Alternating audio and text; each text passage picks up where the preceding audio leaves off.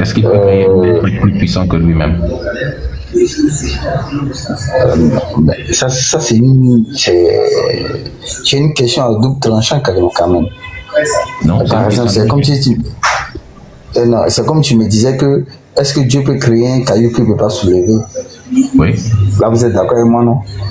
Oui. Voilà, si je dis qu'il peut soulever, par exemple, et il peut créer un caillou qu'il ne peut pas soulever, c'est comme il met sa force en quelque sorte. Genre, il y a une limite en quelque sorte. Et s'il dit qu'il ne peut pas créer un caillou, ça veut dire qu'il met sa création, il met une limite à sa création. Donc, je ne pense pas que c'est une question voilà, qui soit vraiment... Voilà, c'est pas une question quelque soit posée.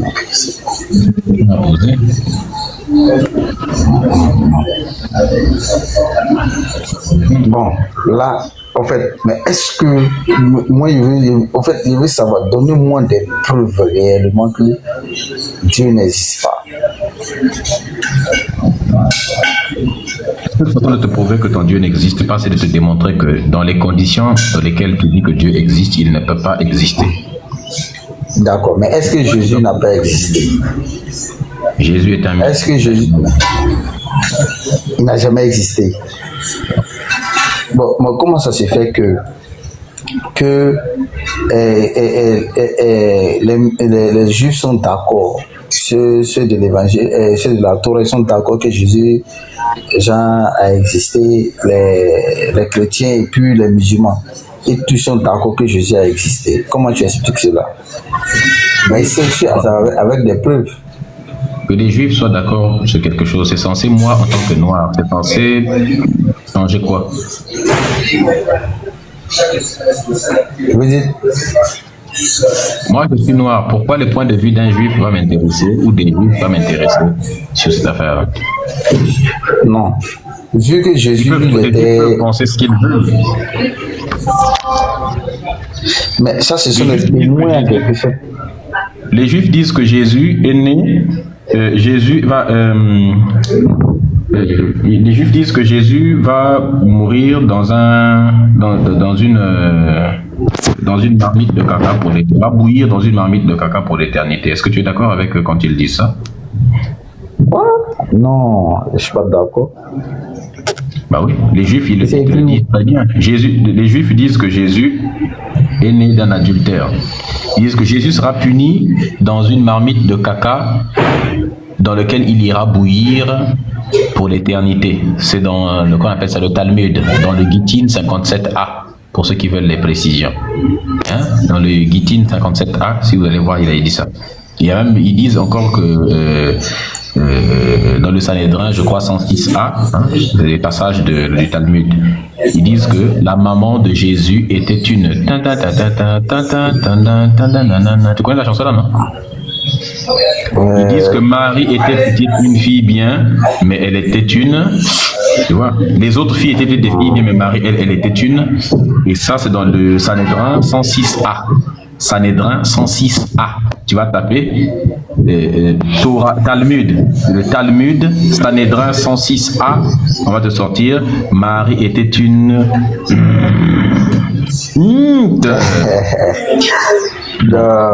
Kala 51a, hein, Kala 51a, je pense. Ils disent Jésus était un tarba qui est né d'une relation d'un adultère.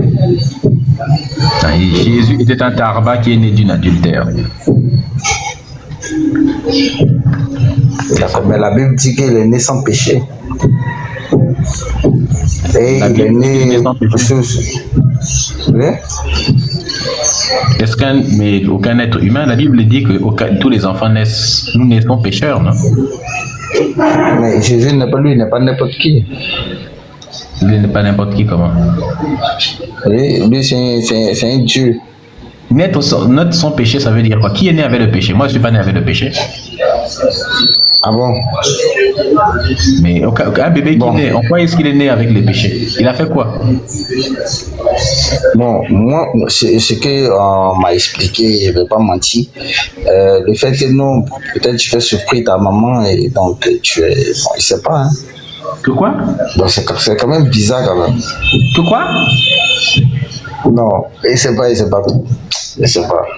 En quoi un enfant qui naît, en quoi est-ce que cet enfant-là est un pécheur? Non, oui, voilà. Par exemple, tu as les gènes de tes parents en quelque sorte. Et tes parents, souvent, même quand, regarde bien, quand ils font des sacrifices, quand ils font des trucs, en quelque sorte, l'esprit te suit en quelque sorte quand tu nais. Est-ce que tu vois un peu? Voilà. Vu que si tes parents sont gens, ils ont fait des alliances avec de l'eau, etc., beaucoup de choses, tu vois, et sans même que toi-même tu donnes ton consentement, l'esprit en quelque sorte te suit. Donc en réalité, les péchés de tes parents, ça te suit. Par exemple, comme Adam et Ève, ils ont mangé la pomme. Aujourd'hui, nous sommes dans la souffrance parce que Adam et Ève ont mangé la pomme. Donc les péchés nous suivent en quelque sorte. Donc nous tous, on est nés avec nous sommes nés avec des péchés. Écoute-moi d'abord. Oui, je vous écoute. Avec le péché parce que deux abrutis ont mangé une pomme. Tu vois pas que c'est ridicule. Deux personnes mangent une pomme et puis allez, les gens naissent maintenant avec le péché. Bon, pas deux abrutis. Comment deux abrutis en fait? C'est la première création. Vous dites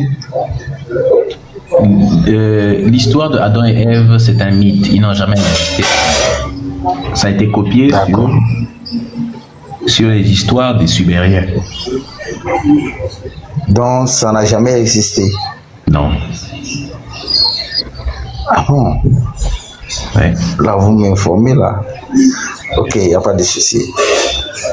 Donc vous mettez l'existence de Jésus en cause, vous mettez l'existence d'Allah en cause, tout ça, et de Dieu même en cause. Maintenant, selon vous, si on meurt là, on va où? Non, âme là, ça va où? 6 pieds sous terre. Ça veut dire qu'on ne va plus exister encore. S'il y a une existence après la mort, tu le sauras uniquement quand tu seras mourir. T'inquiète pas, quand tu mourras, tu seras la première personne à être informée. Et pour le moment, vu que tu n'as aucun moyen de savoir exactement ce qu'il y a après la mort, eh bien, contente-toi d'avoir une bonne vie, d'avoir une vie simple, une vie stable, une vie assez harmonieuse, de s'aimer plus d'équilibre que de déséquilibre sur Terre. Et quand tu mourras, tu auras fait suffisamment de bien. Et si le paradis existe, tu y iras. Si le paradis n'existe pas, tu auras évité de perdre ton temps à croire en des foutaises. Tu auras bien vécu sur Terre. Voilà, faut bien vivre. Ça veut dire que... Croyant pas en ce genre de conneries, et quand tu vas mourir, s'il y a une vie après la mort, tu seras au courant. S'il n'y en a pas aussi, bon, c'est pas grave. D'accord, ça veut dire qu'en réalité, tu ne sais pas s'il y a une vie après la mort? J'ai pas dit que je ne savais pas. Je dis simplement que s'il y a une vie après la mort, tu seras au courant. Je ne te dis pas que je ne sais pas. Je te dis que toi, j'essaie d'avoir ce qu'on appelle les précautions de langage. Beaucoup de personnes attendent que je prononce des phrases, des mots, pour ensuite faire des enregistrements ou alors pour aller répéter, voilà ce que tu as dit, voilà ce que tu as dit. Donc, j'essaie d'être le plus rationnel possible. Est-ce que tu comprends? Ah, je vois. Voilà. Donc après la mort... moi, c'est quelque chose. Je dis, c'est simple. Quand tu mourras, tu le sauras.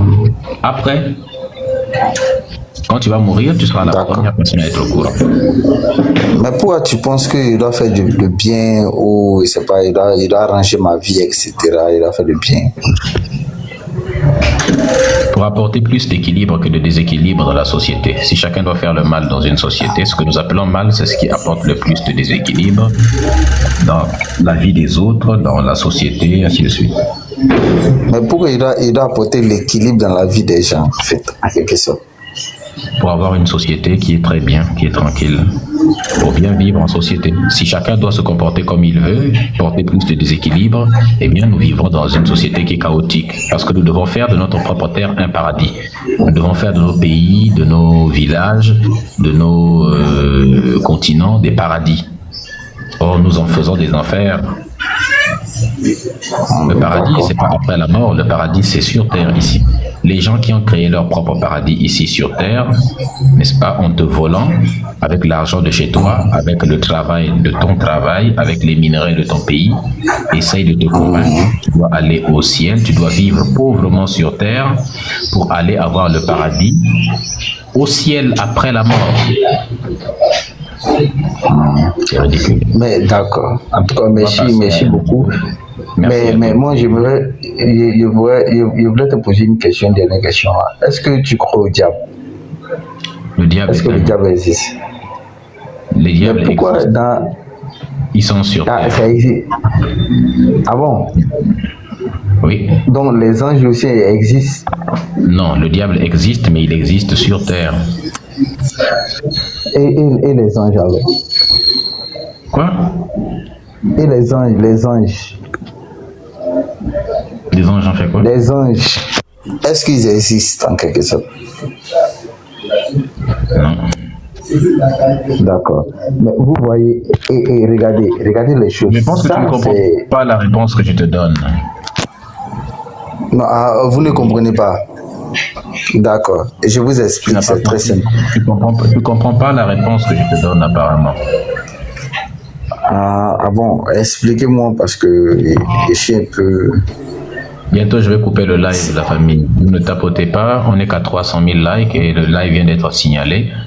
On a coupé les cadeaux. Est-ce que vous pouvez m'expliquer, s'il vous plaît? TikTok a coupé l'envoi des cadeaux parce que les jaloux ont signalé le live, naturellement. Hein. Ils ont prévu de perdre leur live probablement et qu'ils voient qu'on est 800 personnes. Bon, ça les gêne. Est-ce que vous pouvez m'expliquer un peu le fait que le diable existe? Non, si tu poses trop de questions, ta dernière question que je dis. Non, pardon, parce que je veux savoir en fait, pourquoi le diable existe et puis les anges n'existent pas? Je t'ai dit que les diables et les anges existent sur terre. Les diables, c'est c'est les occidentaux qui bombardent la terre entière, qui font la pagaille à gauche et à droite. Les diables, c'est les rebelles qui tiennent des armes et qui tirent sur des gens n'importe comment. C'est des voleurs, c'est Jeffrey Epstein, c'est Satan. C'est le diable. Tous ces copains là-bas sont des diables également. Tous ceux qui commettent tous les pédocriminels, c'est des satans. Toutes les personnes qui font le mal sur la planète, ce sont des diables. Les satans au Mali là-bas, c'est les mecs de l'Azawad qui sont des satans, n'est-ce pas?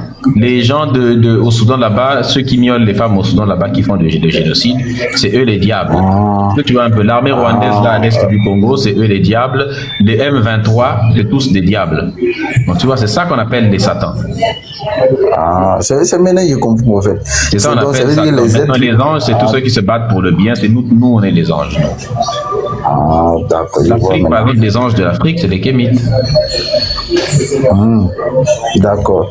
En tout cas, merci beaucoup. Je vois que vous êtes vraiment très, très intellectuel, même si je ne suis pas d'accord totalement avec vous. Mais voilà, en tout cas, il faut encourager vraiment quelqu'un qui est vraiment intelligent et quelqu'un vraiment qui... Et puis, vous êtes beaucoup cultivé, donc vraiment, ça a félicité.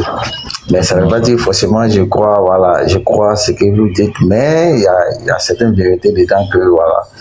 En tout cas, merci beaucoup. Et merci de m'avoir écouté aussi. Merci à toi également.